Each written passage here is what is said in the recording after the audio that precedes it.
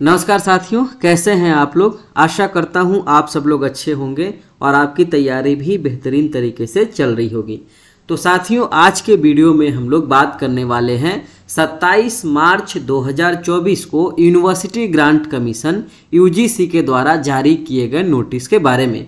तो इस वीडियो में हम लोग उस नोटिस के बारे में विस्तार से चर्चा करेंगे कि आखिर उस नोटिस में क्या क्या शामिल है और वह किस तरीके से हमारे लिए फ़ायदेमंद है। तो चलिए फिर वीडियो की शुरुआत करते हैं। तो साथियों देखिए, आपको पता होगा जैसा कि नेट जेआरएफ का जो एग्ज़ाम है पूरे साल भर में 2 बार होता है, एक जून के सेशन में और एक दिसंबर के सेशन में। तो रिजल्ट जो है वह 2 हिस्सों में बांटकर हमें दिया जाता है। एक कैटेगरी वह होता है जिसमें जेआरएफ वाले होते हैं और एक वह होता है जिसमें नेट क्वालिफाइड उनको माना जाता है या फिर क्वालिफाइड फॉर असिस्टेंट प्रोफेसर करके उनका रिजल्ट दिया जाता है। और फिर इसी के आधार पे कई सारे यूनिवर्सिटीज़ में पीएचडी एडमिशन हमें मिलता है। लेकिन यहाँ ध्यान देने वाली बात यह है कि नेट जेआरएफ होने के बावजूद भी कई सारे यूनिवर्सिटीज़ ऐसे हैं इंडिया में जो अपना पीएचडी एंट्रेंस टेस्ट खुद आयोजित करवाती हैं। जैसे उदाहरण के तौर पे जेएनयू का अपना टेस्ट होता था, लेकिन अभी उसे तो एनटीए ने कंडक्ट करवाना शुरू कर दिया है। जैसे एचपीयू का टेस्ट होता है, जैसे हैदराबाद यूनिवर्सिटी का देखेंगे तो उनका अपना टेस्ट होता है, लखनऊ यूनिवर्सिटी में भी टेस्ट होता है। तो इन सारे यूनिवर्सिटीज़ में नेट पास होने के बावजूद भी हमें पीएचडी एडमिशन के लिए एंट्रेंस टेस्ट से होकर गुजरना पड़ता था। तो इसका समाधान कैसे निकाला जाए, इसी के लिए कमेटी का गठन किया गया था। तो उन्होंने अब कहा कि इस कमेटी का रिपोर्ट यह आया कि अब जो है नेट का रिजल्ट हम लोग एनईपी को ध्यान में रखते हुए नेशनल एजुकेशन पॉलिसी जो 2020 में लाया गया है उसी के कॉन्टेक्स्ट में यह कमेटी बना और फिर उसके रिपोर्ट के आधार पे यह नोटिस हमारे पास चल करके आया है।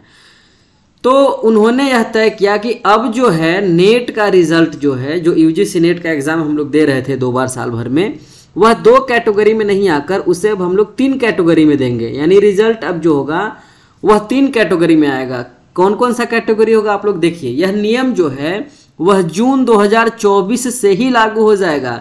शायद यही वजह है कि अभी तक जो है जून 2024 में यूजीसी नेट का जो परीक्षा होने वाला है उसका अभी तक कोई नोटिस नहीं आया है फॉर्म भरने का। शायद मुझे लगता है शायद यही एक मूलतः कारण रहा होगा। तो देखिए, जून 2024 से हमारा जो रिजल्ट है वह यह 3 हिस्सों में आने वाला है। पहला कैटेगरी 1, कैटेगरी 2, कैटेगरी 3।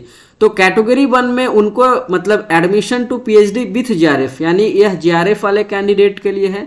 इसमें जेआरएफ मतलब आपको जेआरएफ मिलेगा और आप पीएचडी में एडमिशन के लिए एलिजिबल होंगे और असिस्टेंट प्रोफेसर के लिए एलिजिबल तो होंगे ही। दूसरा कैटेगरी वह है जो इसमें एडमिशन तो आपको पीएचडी में मिलेगा विदाउट जेआरएफ, यानी यहाँ पर आप सिर्फ नेट पास हैं। तो यह 2 कैटेगरी पहले से ही चलता रहा था। तीसरा जो कैटेगरी ऐड किया गया रिजल्ट के लिए वह यह कि एक कट ऑफ इसलिए तैयार किया जाएगा कि यदि मान लीजिए XYZ कट ऑफ है, तो यदि आप इतना क्रॉस कर जाते हैं तब आप भारत के किसी भी यूनिवर्सिटी में पीएचडी एडमिशन लेने के लिए एलिजिबल हैं, यानी आप वहां पर फॉर्म भर सकते हैं।